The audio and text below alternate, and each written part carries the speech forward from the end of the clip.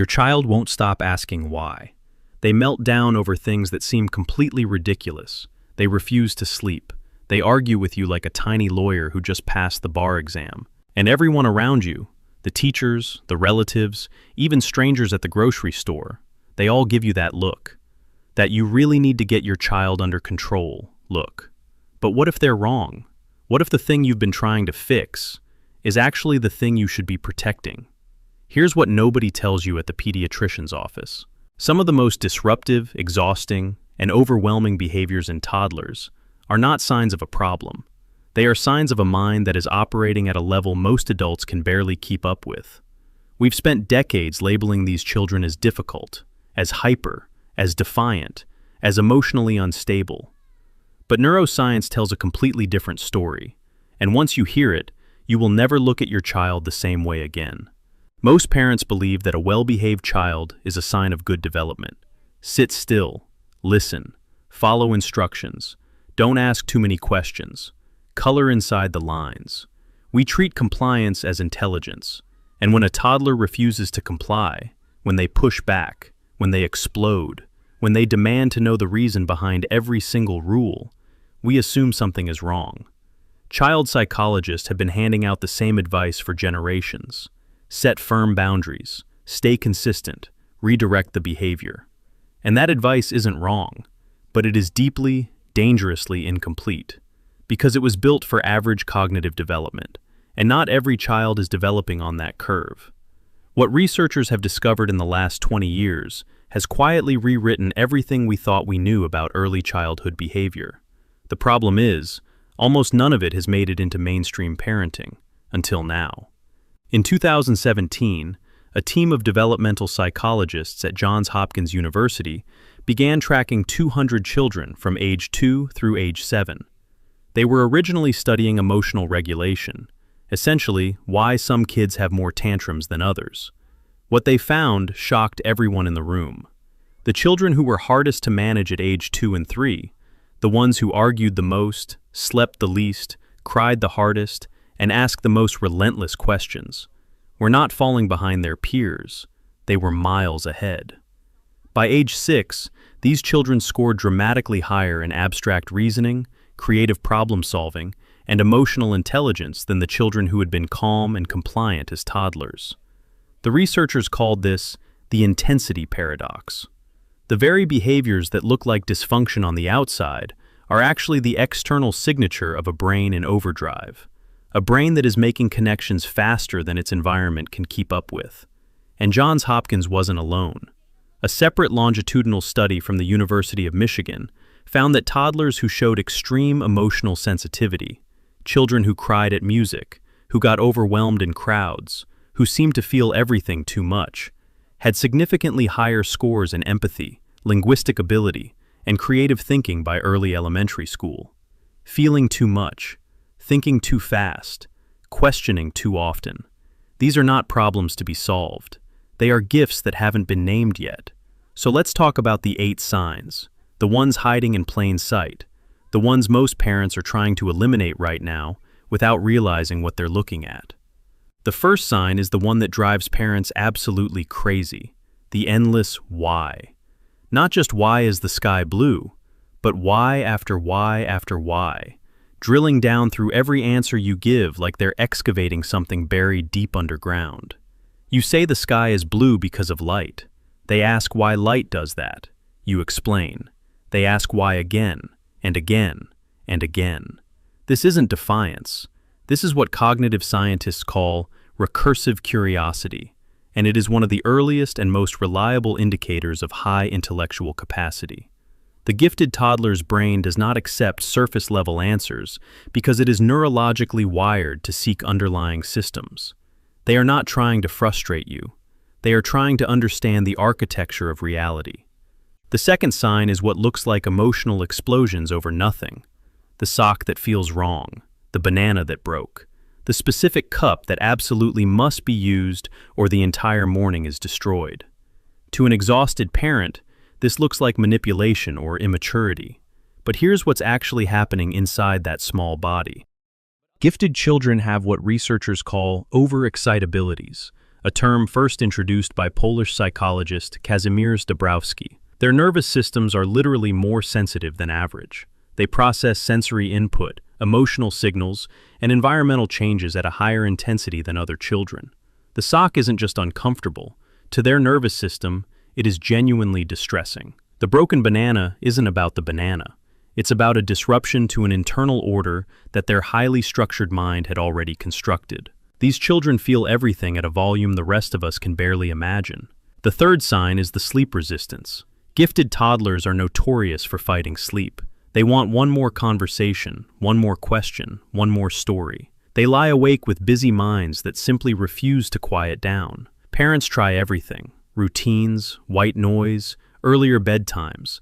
Nothing seems to work consistently. A 2019 study from Stanford's Center for Mind, Brain, and Education found that children who showed higher neural connectivity in early brain scans, a marker associated with giftedness, also showed measurably lower levels of the sleep-inducing hormone melatonin at night. Their brains were biologically more activated in the evening hours. They weren't choosing to stay awake.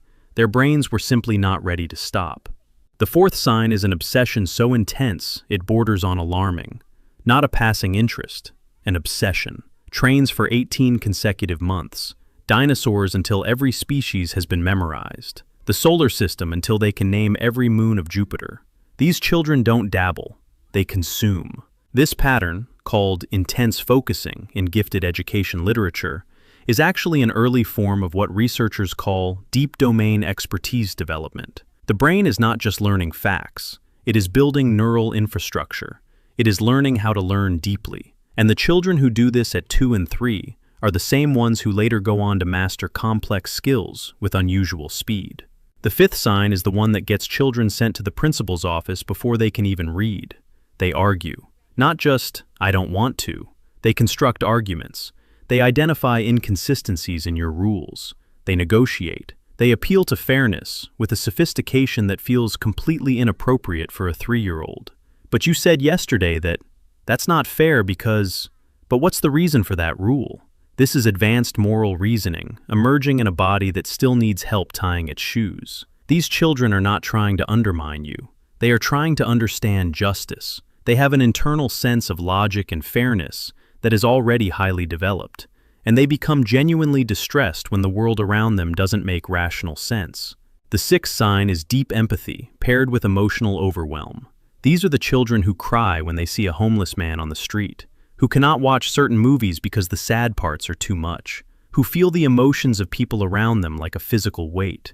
Parents often worry that their child is too sensitive, too fragile, too easily destabilized. But this emotional depth, this almost painful level of empathy, is one of the defining characteristics of the gifted child. They are not weak, they are extraordinarily attuned. And that attunement, if it is supported rather than suppressed, becomes one of the greatest strengths a human being can possess. The seventh sign is imaginary worlds so complex they feel almost unsettling. The invisible friends with full personalities, backstories, and moral frameworks. The elaborate games with rules no one else can follow. The stories that go on for hours, weaving in physics and emotion and invented mythology. This is not a child who can't tell the difference between fantasy and reality. This is a child whose creative intelligence is so advanced that it has built its own universe to inhabit while waiting for the real world to catch up. And the eighth sign, perhaps the most misunderstood of all, is perfectionism that looks like giving up. The toddler who screams and throws their drawing away because it doesn't look exactly how it looked in their mind. The child who refuses to try something new because they already know they won't be perfect at it immediately.